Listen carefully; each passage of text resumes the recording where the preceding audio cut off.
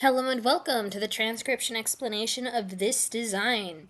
So this design has a lot going on as far as sentence structure goes and leans heavily into what's possible using this start marker here. So this start marker, this tells you which direction to read and where to start reading. So this script is typically read starting at the bottom and going counterclockwise. So if this marker isn't here, you just start at the bottom and go counterclockwise.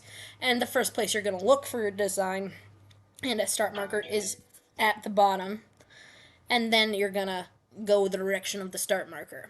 And then you're gonna keep that orientation, meaning that bottom is there and counterclockwise is this way, until you have another start marker. And there can be a start marker on the sentence circle telling you the direction of the words in the sentence, and there can also be a start marker on the words telling you the direction of the words. And unless the sentence is different than the words, you assume it's the same, and kind of like vice versa. If it's different, you need a start marker on both the sentence and a word to tell you which direction a sentence goes and which direction the word goes in that sentence. So all sorts of swirly craziness. But that lets you write things like this that are visually intuitive and legible and can be read in an infinite circle. Yay. So, yeah. Let's go ahead and read this. So the first thing your eye sees in the middle is this big word beloved. And it starts with a deep divot, so this shape.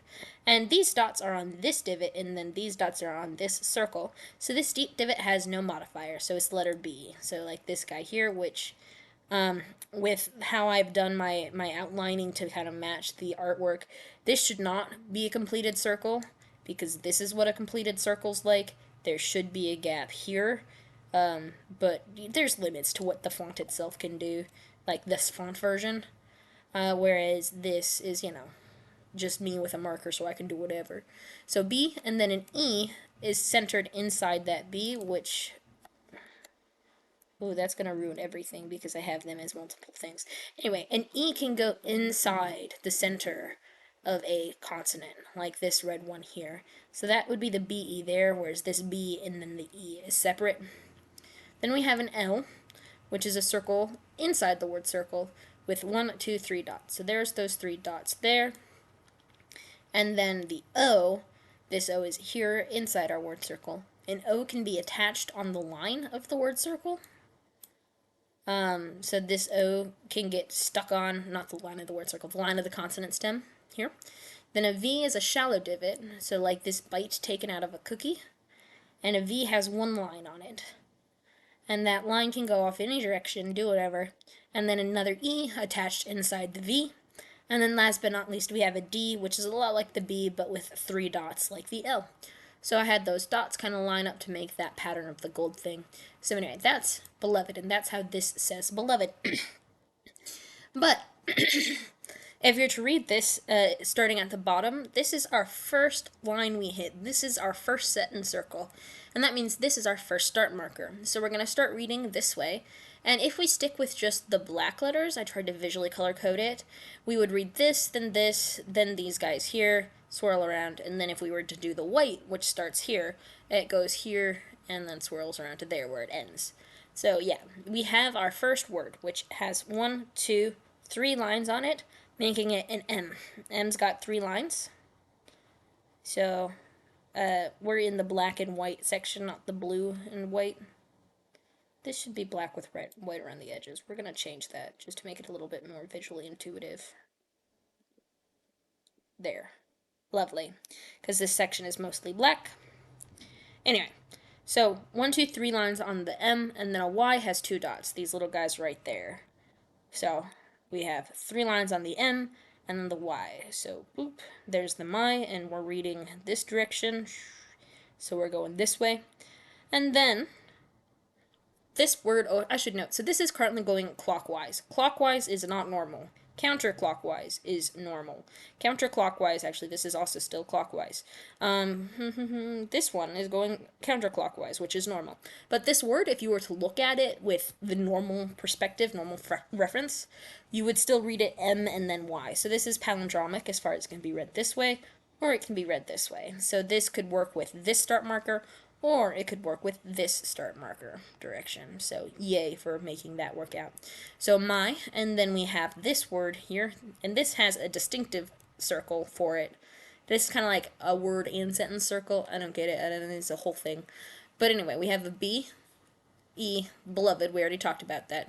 So my beloved, and then if we follow this black sentence circle, we have another little sneaky hidden start marker. I didn't want to visually interrupt this line too much, but I felt like I needed to put something here, show that this sentence starts up here, not down here, because it starts with this word, not this word, which if you're following that black line, it could look like this one is starting first, or if you're doing that typical bound counterclockwise, you'd look at this one first. But no, this is our first word of the sentence, and I reinforce that by putting another little start marker right there. There's that guy. And it is telling you to start reading this word here. So this sentence goes this way, this word goes this way. So I, S, 1, 2, 3 lines on the is. And then we have our next word here. This is also palindromic. We could read it I-S or I-S. Either way works. It does in fact work both ways. So, yay. The only word in this that isn't palindromic is this center one, and this and is also strictly counterclockwise, so that would be an A, D, and then an N, not an A, N, and then a D. But I really wanted this line here, because it makes the swirl nice. Anyway, I rambled. Is. This is the word is, and we're going clockwise. No, counterclockwise. We're going this way. So, I mean, it doesn't matter because you could do this one either way because it's just 2 letters. So if you started here, you might read an S and then an I first, but then you'd be reading it wrong anyway. And this is very clearly is. And then we, have 1, 2, 3 lines on this M, which, again, is there.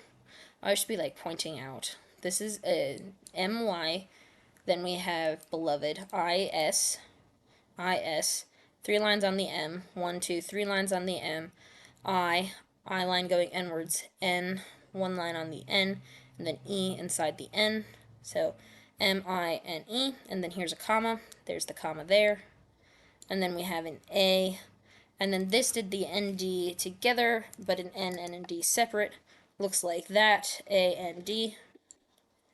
So that's our first kind of black semicircle. Then if you follow the visual pattern I tried to make with the gold, somewhere to go next because we were already here, and this gold line does continue through, especially with these dots here that I put, and it visually lines up with our next start marker, which is my next sentence, which is I am my beloveds. So now we're going clockwise, which is weird. And going clockwise, we have I. This is just 1 letter on that sentence. On the word, so you can read that any direction. And then am. This is an M, 1, 2, 3 lines, and then here's the A. This A has a slash on it, which brings it up in front of the M. So no matter which order you read this, you know the A comes before the M. So am, and then we continue around, and we have this word, which if you were starting here, that would be fine, but if you happen to start where that sentence starts, with this as the bottom, you would start with a Y before the M. So I went ahead and put another little start marker here, just because there was space for it. And here's the M and then the Y for that my, just like the M and the Y for that my. So my, and then we continue around following the white, because we're following the white sentence circle now. Here's the beloveds, which has both the black and the white going around it. And then we have an apostrophe with an S. So this double line here is the apostrophe, and then this shallow divot with 3 lines is an S. And then this is a period at the end of the sentence, which, let me add a period. Periods do in fact look like that. Yay! Although this is kind of hard to tell from an E, but the line goes through. It's a whole thing with the font. But yeah. So that's that design, and just some evidence that this is in fact a thing. I am my beloveds is what that translates to, and changing this to Times New Roman. My beloved is mine, A, and then I remember splitting apart the N and the D because the N-D together does not look like that. It looks like a 4-D divot. But yeah, so I'm incredibly happy with this design. It was a whole lot of a puzzle to figure out how to make everything fit together, and I really wanted the word beloved to be in the middle. Plus, with the dots on the D and the L, I knew I could make some sort of chain connecting through it, because I knew to get that infinity sort of symbol, I would need to have something kind of passing through the middle and connecting. Plus, with the swirly background I did, it would feel better to have the two separate sentences that kind of swirl together. So we have these two kind of making their own little triple loop. I don't know how to describe it, but there's like a 3-bump loop to make space for the big one in the middle, and then the 2-bump loop here for the gold and the white. And then everything is super color coded as well, kind of doing a yin and yang thing, and I'm super happy with how it turned out. So yeah, that's that. I hope you like it. Bye.